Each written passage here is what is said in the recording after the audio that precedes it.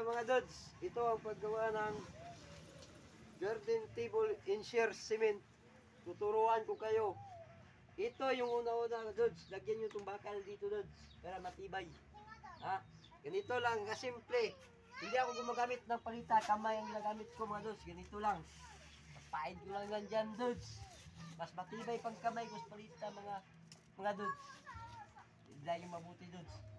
Ganito kasimple ang paggawa ng garden table in shear.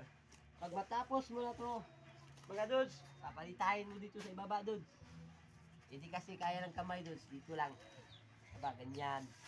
Ganyan lang mga Dods, kasimple. Kung magkahoy-kahoy kayo ng mga design Dods, ganito. Yan, ganyan, walang yan Dods. At sa babaw, sa itaas, mga Dods, regulain mo yan Dods. Para maganda at saka clean ang paggawa. Aya, i-like mo ako mga idol para magkapira naman ako.